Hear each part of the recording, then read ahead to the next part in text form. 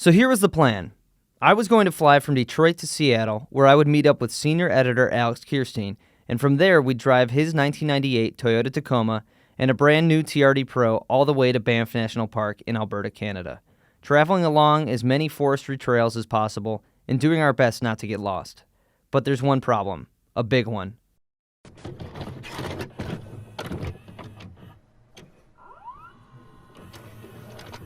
Okay, so it's 2 days before we're supposed to leave on this trip, and I come out and there's a couple little drips of gear oil coming out of the differential.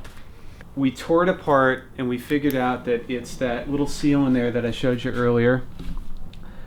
And that little seal went bad. I'm not really sure why, but of course, you know, timing's everything. When does the seal go bad? Right before you're about to take a long trip.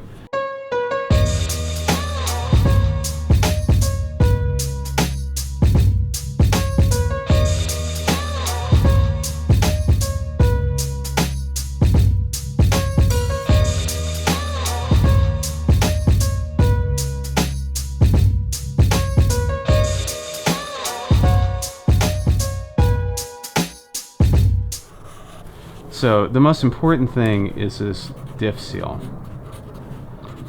So that is where the front axle goes into differential.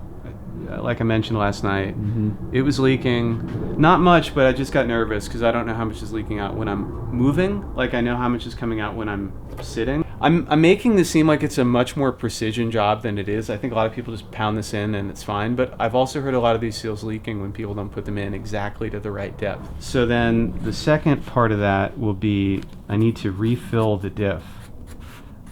If I don't refill the differential, that's even worse than having a differential leak, because then it definitely explodes.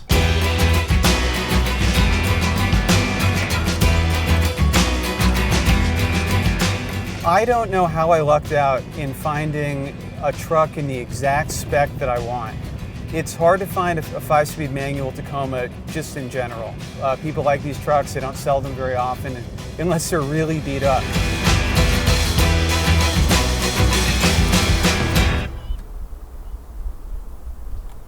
Are you hearing what this is saying? This is not a quick route to Omak, Okanagan, Brewster. Your GPS is wrong. Deep mud, ruts, and water over the road ahead. This sounds awesome. What we're looking for. All right, let's do it.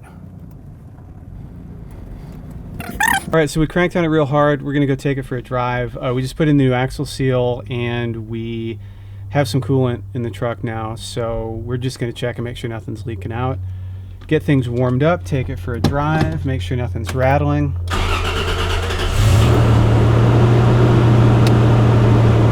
All right. Just kind of peer under the front of it and see if anything's leaking. Yeah, nothing is. Okay.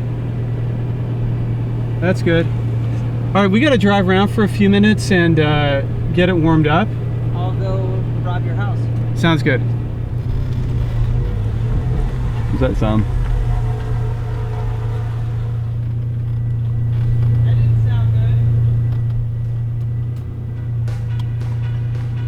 good. Okay, let's figure out what that is.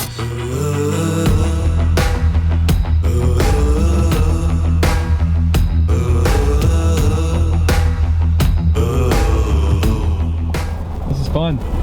Yeah, it'd be a little more fun if we weren't lost. We're still on the road according to GPS, so I think this is it. It's just really overgrown. Nearing the Washington state border, our overlanding expedition took a turn for the worse. We decided to head down an overgrown cliffside trail that looked like it hadn't been driven on in a while. A mile ahead, we found out why. The road had been washed away, forcing us to put the trucks in reverse and back out of the brush.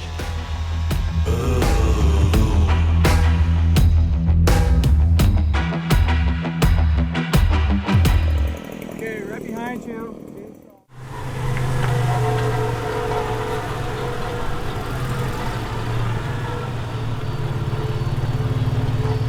I think it's the, remember we put that cotter pin on underneath the dust cap? I think that's rubbing on the hub as it's spinning around. We all feel pretty confident about this, right?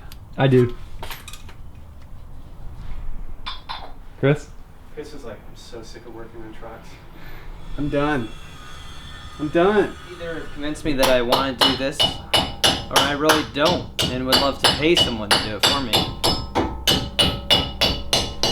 There's no shame in paying someone to do this. This is a pain in the ass. I mean, this is how I think people get good at doing stuff quickly. You mess up something simple, and then you Redo it. take it apart and put it back together like 15 times in a row. And at the end, you're just like, just whatever that sound was.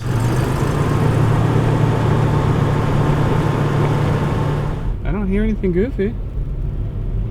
I mean, I'm hypersensitive to every bump. I'm like, is that a bump on the road? Is that a shudder in the driveline? I'm gonna be like a nervous parent for a while. After driving over 600 miles, much of it off-road in Washington, and one late-night Canadian border crossing, we made it through British Columbia to Banff National Park in Alberta. With the mountains looming overhead, it was hard to focus on the trucks we were supposed to be filming.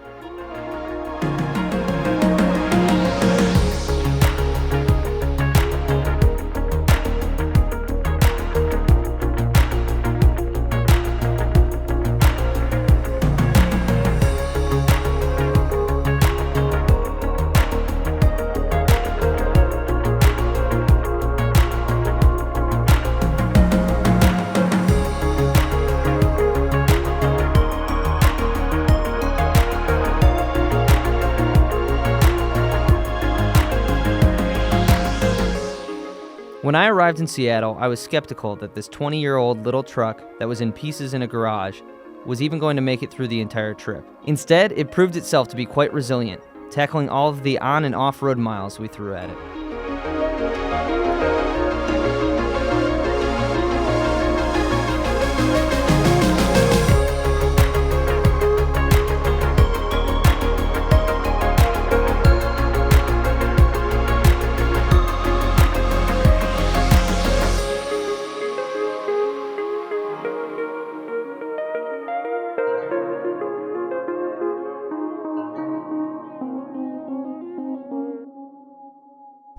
Alright, so we got to Washington State Highway 20, and there was a road closed sign, and it was because the highway was like washed out completely.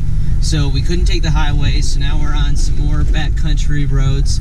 We're heading north, trying to go a little bit quickly because we were anticipating being able to, drive on the highway for most of this. We still haven't even made it to Canada yet. We need to get to Kelowna, British Columbia today. So we're kind of cruising along on this backcountry road now, and hopefully we'll get on a paved road relatively soon, but also, this is a lot more fun than driving on paved roads. So it might be another late night, but I don't know. This is a lot more